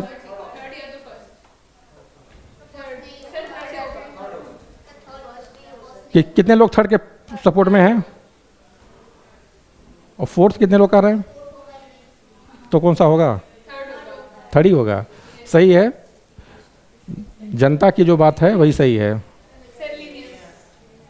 देखिए reproductive parts are more conservative than vegetative parts, ठीक है ना, इसलिए इसको क्या करते हैं? कंसीडर करते हैं। Who wrote species plantarum? Linnaeus. ठीक है। The binomial system of nomenclature was given by Linnaeus. ठीक है, कई बार आया है। लिनियस का कौन है भाई? फादर ऑफ, याद रखिएगा ये भी, नहीं तो क्वेश्चन मिस हो जाएगा। फादर ऑफ, ऐसे ही कोई फादर ऑफ टेक्सोनॉमी नहीं बन जाता है। ठीक है, उसके लिए बहुत पापड़ बेलने पड़ते हैं। तो इन्होंने बहुत सारे काम किए हैं टेक्सोनॉमी के लिए, इसलिए who is regarded as a Darwin of Ernst Mayr. ठीक है। A division of found by the combining several. बताओ डिवीजन क्या होगा आपका? फाइलम डिवीजन एक ही चीज होता है, तो जब कंबाइन होगा तो क्या बनेगा? क्लास। ठीक है। ऑर्डर याद है ना? सबसे पहले क्या होगा? किंगडम, फिर फिर क्लास, ऑर्डर, फैमिली, फिर बाकी। हाँ ठीक है। तो बहुत सारे क्लास जब एग्रीगेट्स होंगे तो क्या बनेगा, डिवीजन या फाइलम, ठीक है। तो ये क्या है, for declaration of new species of higher plants what carat are mainly used, सिर्फ ऑर्डर क्रिएशन होता क्या है? मतलब कि उसको वरीयता देने के लिए, जैसे आपने सारे फ्लोर कैरेक्टर लिए गए हैं, एनाटॉमिकल कैरेक्टर लिए गए हैं और क्या लिए गए हैं, फिजियोलॉजिकल कैरेक्टर। तो इसमें किस कैरेक्टर्स को, एक न्यू स्पीसीज को आइडेंटिफाई करने के लिए आप किसको प्रियॉरिटी देंगे, क्वेश्चन ये कर रहा है। तो floral character, physiological character first, और कितने लोग फर्स्ट में हैं? अभी हमने बताया था, एक हमने पढ़ा था नेचुरल क्लासिफिकेशन और दूसरा क्या पढ़ा था, आर्टिफिशियल।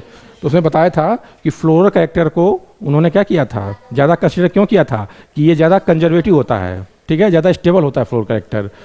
तो हमेशा क्या करेंगे, फ्लोरल कैरेक्टर को ज़्यादा कंसिडर करेंगे। प्लांट्स की बात कर रहे हैं, एनिमल्स में फ्लोरल कैरेक्टर थोड़ी लेंगे।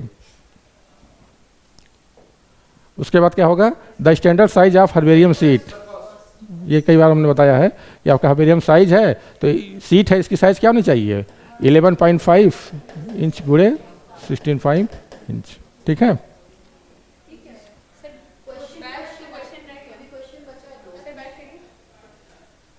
ठीक ठीक। विच स्टेटमेंट इज ट्रू, ये तो बता दिया है ना। टॉटोनिमस नॉट अलाउड इन प्लांट्स, ये सही है, बताया था ना कि सिर्फ ये कहाँ यूज करते हैं, एनिमल में। तो ये सेकंड रॉन्ग हो गया। Normally allowed in animals and some, ये भी गलत हो गया, ये भी गलत हो गया। हमेशा प्लांट्स में क्या होता है, ये अलाउड नहीं होता, एनिमल्स में क्या होता है, अलाउड होता है। जैसे कोबरा में क्या पढ़ा था आपने, नाजा नाजा, ठीक है, तो वो कोबरा में ही अलाउ है। सर वो लास्ट वाला जो रह गया, अरे सब पता है तुम लोगों को, सिस्टमैटिक शुरू क्या है, लिनियस है। बताओ, most of the botanical names, Latin, ठीक है। इवोल्यूशनरी क्लासिफिकेशन इज कॉल्ड,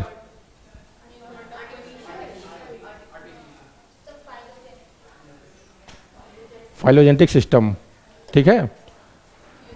अगर हम इवोल्यूशनरी रिलेशनशिप को कंसीडर कर रहे हैं तो किस में आ जाएगा, वो फाइलोजेनेटिक सिस्टम में आ जाएगा, ठीक है। आर्टिफिशियल में क्या देखते हैं, स्ट्रक्चर, वो देखते हैं कैरेक्टर्स, क्या देखते हैं, कैरेक्टर्स। और नेचुरल में वो देखते हैं, which of the following statements regarding the nomenclature is correct. Genetic name is always begins with, ये बताया था कि जेनेटिक नेम उसका कैपिटल लेटर्स लिखते हैं और ये स्मॉल लेटर से होता है। प्रिंटेड इन इटैलिक्स होता है, ठीक है, हैंड रिटन। और अगर प्रिंटेड नहीं है तो क्या करेंगे, सेपरेट अंडरलाइन। तीनों बातें क्या हैं, सही हैं। तो ये हो गया आपका करेक्ट।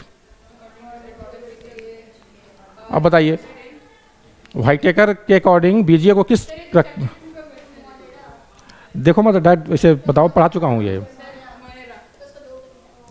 एक बार देख लीजिए। व्हाइटेकर ने क्या किया था, अभी कई क्वेश्चन आएंगे, एक बार देख लीजिए। व्हाइटेकर ने क्या किया था, जितने भी ऑर्गेनिज्म हैं उनको 5 क्लास में डिवाइड किया था। पहला क्या था, मोनेरा, दूसरा क्या था, प्रोटिस्टा, तीसरा क्या था, फंगी, और क्या था, प्लांटी, और क्या था, एनिमेलिया। तो मोनेरा में क्या रखा था उन्होंने, बैक्टीरिया, और क्या रखा था, ब्लू ग्रीन एल्गी, बीजीए, और क्या रखा था, माइकोप्लाज्मा। तो यहाँ पे क्या पूछा गया है कि बीजीए कहाँ आएगा, तो किस में आएगा, मोनेरा में, ठीक है।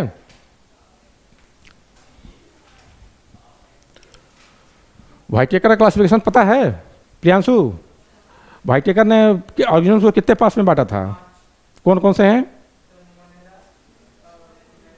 Monera, protista, fungi, Plantae, animalia. तो इसमें कौन कौन से प्रोकैरियोट्स हैं, कौन कौन से यूकैरियोट्स हैं। मोनेरा में आपका प्रोकैरियोट्स आएंगे और ये सब क्या आ जाएंगे, आपके eukaryotes.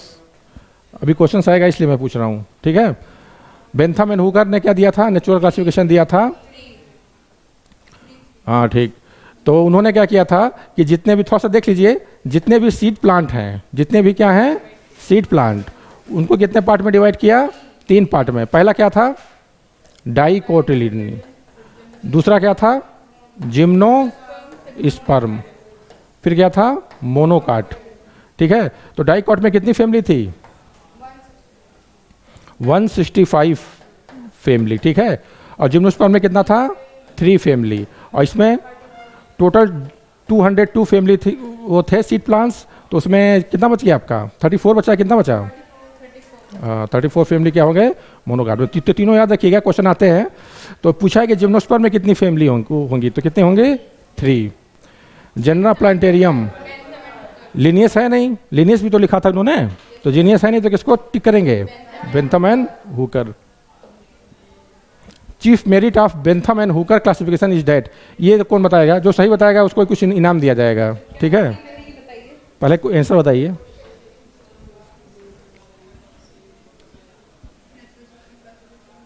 Chief merit of Bentham and Hooker classification is that. ये इवोल्यूशनरी कॉन्सेप्ट पर बेस है कि नेचुरल सिस्टम ऑफ क्लासिफिकेशन है ऑल ग्रुप ऑफ प्लांट्स, कि ये taxa based on the actual observation, कि फाइलोजेनिक एस्पेक्ट पे, किस पे है ये आपको बताना है। बताइए।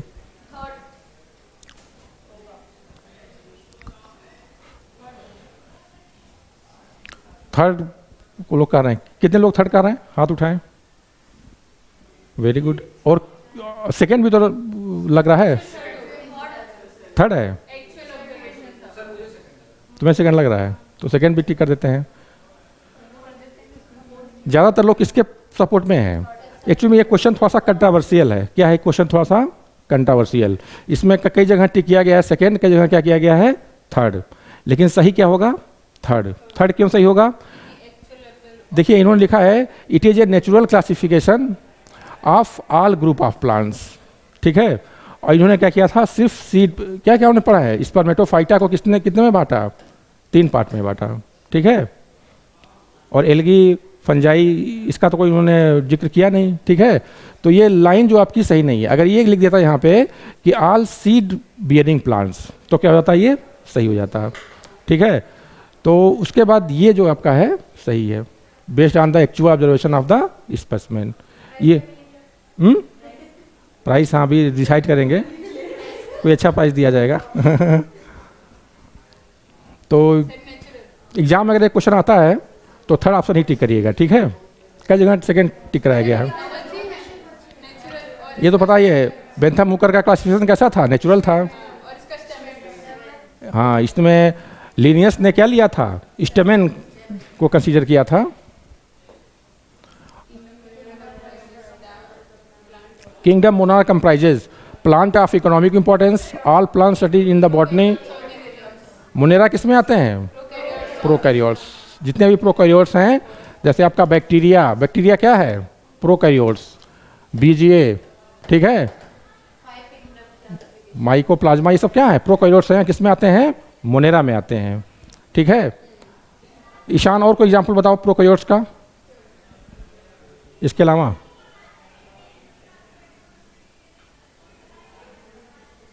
नहीं याद है? अरे मैंने तो बहुत सारे एग्जाम्पल बताए थे, पूरा बोर्ड भर दिया था एग्जाम्पल से। आउटपुट ज़्यादा नहीं है, बहुत सारे हैं। देखिए आपका क्लेम आइडिया हो गया, क्या हो गया? Archie bacteria. ठीक है, व्हाइटेकर इज फेमस फॉर, हाँ जहाँ व्हाइटेकर वहाँ 5। ठीक है, system of classification propose by Linnaeus. देखिए इसलिए कहता हूँ कि माइंड हैंग करता है, बहुत आसान क्वेश्चन गलत हो जाते हैं, और कठिन क्वेश्चन का मैंने बताया था कि हार्ड क्वेश्चन कभी गलत नहीं होते हैं। क्वेश्चन क्या गलत होते हैं? इजी। सबसे इजी क्वेश्चन यही है इस चैप्टर का, और आप लोगों ने क्या कर दिया? गलत कर दिया। लिनियस का सिस्टम जो क्लासिफिकेशन क्या था? आर्टिफिशियल था, बताया ना? आर्टिफिशियल को ही कहा गया। अच्छा है ऑप्शन, ठीक ठीक सही, 4th हो जाएगा। तब क्या होगा? 4th होगा। आपने सही किया। अगर 4th ऑप्शन नहीं होगा तो आर्टिफिशियल को क्या करिएगा? प्रियॉरिटी किसको देंगे? आर्टिफिशियल को। ठीक है, क्योंकि लिनियस का जो क्लासिफिकेशन है वो आर्टिफिशियल क्लासिफिकेशन के नाम से ही जाना जाता है। ठीक है, the group Plantae proposed by, Plantae में क्या क्या आते हैं? ये बताओ टेडोफाइट्स प्लांटी में आते हैं?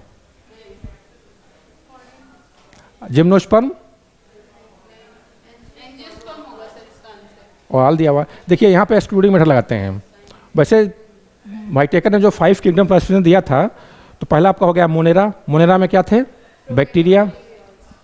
उसके बाद आपका क्या आया? ये प्रोटिस्टा। प्रोटिस्टा में अमीबा वगैरह आ गए। उसके बाद क्या आया आपका? फंगाई, फंगस आ गए। उसके बाद प्लांटी आया। तो ये कहाँ? टेडोफाइटा ये सब गए कहाँ? ब्रायोफाइटा, टेडोफाइटा, जिम्नोस्पर्म कहाँ रखा गया? कोई अलग क्लास दिख रही है आपको? तो टेडोफाइट्स को एनिमिलियम रखेंगे। फाइट्स का मतलब क्या होता है? प्लांट। अब आपके गमले में रखा होता है फंस का, उसको आप एनिमल बना देंगे क्या?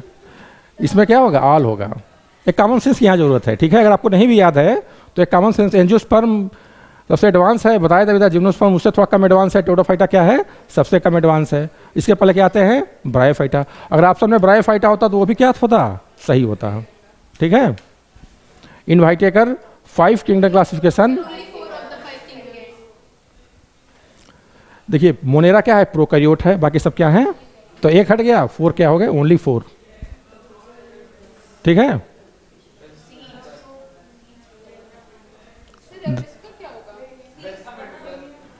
सीड प्लांट की बात कर रहा है ना? सीड प्लांट का मतलब स्पर्मेटोफाइटा, बेंथामेन हुकर। जब सीड प्लांट की बात हो, मैंने पहले इसलिए बता दिया था कि जनरल प्लांटेरियम नाम आए तो वहाँ लिनियस भी आ जाएंगे और कौन आ जाएंगे? बेंथामेन हुकर, ठीक है? तो या तो ऑप्शन में एक ही दिया होता है, लिनियस या बेंथम को, एक क्वेश्चन हमने देखा। और या क्या क्या दिया इसने? सीड प्लांट की बात कर दिया है, ठीक है? थियरी एलिमेंटायर डीला बॉटनी की पहला लाइन दिया था मॉड्यूल में, is the book written by de Candolle.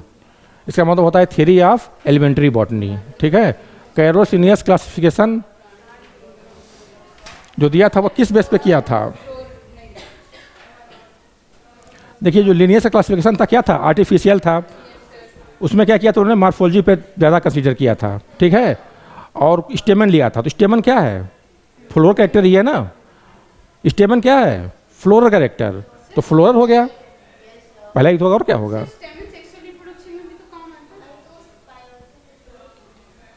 उन्होंने ये करा कि क्या कंसीडर किया था। तो आर्टिफिशियल सिस्टम जो था वो किस बेस पे आधारित है? मॉर्फोलॉजी पे। किस पे आधारित है? मॉर्फोलॉजी। मॉर्फोलॉजी में फ्यू कैरेक्टर्स में क्या उन्होंने लिया था? स्टेमेन, ठीक है? तो फ्लोर मॉर्फोलॉजी हो गया। First plant classification was given by, इसमें कौन सा ही होगा? सब पढ़ चुके हैं आप लोग, बताइए। फर्स्ट प्लांट क्लासिफिकेशन किसने दिया था? स्टार्ट किया था देना? लिनियस होगा, जॉन रे, डार्विन। डार्विन का कहीं नाम है ही नहीं क्लासिफिकेशन में, ये तो इवोल्यूशन में आते हैं। जॉन रे। देखिए यहाँ पे एक कॉमन सेंस लगाएंगे आप। यहाँ पे आप क्या लगाएंगे? Common sense. ये एरिस्टोटल कब के हैं? बहुत पहले के हैं, BC में होते थे ये। अरस्तु थे तो उस समय ये क्लासिफाई किए थे। हमने बताया भी था कि प्लांट्स को उन्होंने कितने पार्ट्स में डिवाइड किया था? 3 पार्ट्स में, ट्री, शर्ब और हर्ब। तो वो कब किया होगा उन्होंने? बहुत BC में किया होगा। अभी तो वो चल रहा है। हाँ, तो सबसे पहले यही हुए, तो इन्हीं का नाम टिक कर दीजिए। लिनियस तो बहुत बाद में आए, ठीक है? तो एरिस्टोल हो गया। उसके बाद क्या आता है? According to Bentham and Hooker, total families of real flowering plant first होगा। अब यहाँ पे देखिए, कभी भी जल्दबाजी नहीं करना चाहिए। अब ध्यान से मेरी बात सुनिए, ठीक है? टोटल उन्हें कितनी वो था क्लास? 202 202 सीड प्लांट उन्होंने लिया और उसमें क्या किया? 3 पार्ट्स में डिवाइड किया। कितने पार्ट्स में डिवाइड किया?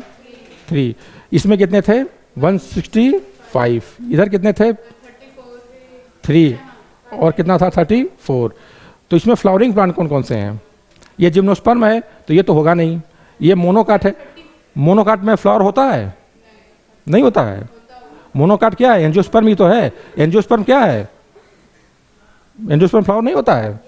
तो ये क्या होगा? फ्लावरिंग प्लांट मोनोकाट भी होगा और फ्लावरिंग प्लांट क्या होगा? डाइकाट भी होगा। क्यों? क्योंकि दोनों क्या हैं? एंजियोस्पर्म है। 199 होगा। आप समझ गए। बस एक क्वेश्चन हो गया। क्या होगा 199, क्योंकि ये भी फ्लावरिंग प्लांट है और क्या है, ये भी फ्लावरिंग प्लांट है। और एक बात याद रखिएगा, डाइकॉट ज़्यादा एडवांस है कि मोनोकाट ज़्यादा एडवांस है? मोनोकाट। जो बेंथम हुकर का क्लासिफिकेशन था इसीलिए फेल हो गया था, क्योंकि उसमें उन्होंने डाइकॉट बीच में आ गया था। तो फ्लावर तो होना ही होना है, तो हो गया 199। आगे देखिए, द वर्ड क्रिप्टोगेमिया बता दिया था मैंने पहले ही, क्या होगा? लिनियस। लिनियस ने फेनरोगेम्स और क्रिप्टोगेम्स को बांटा था। Systema नेचुरी Linnaeus. प्रोटिस्टा कहाँ रखा गया है, बताइए जल्दी फटाक से।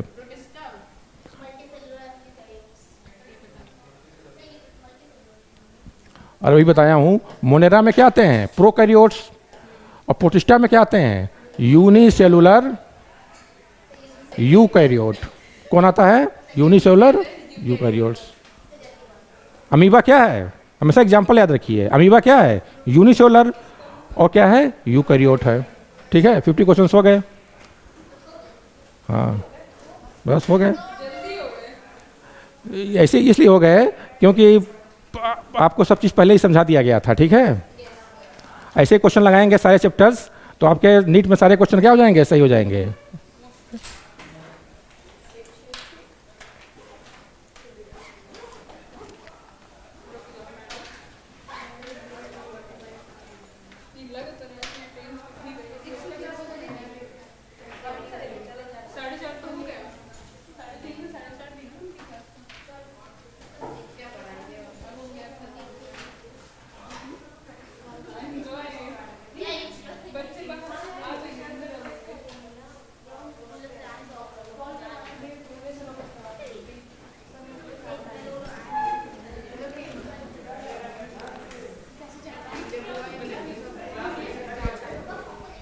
Sir sir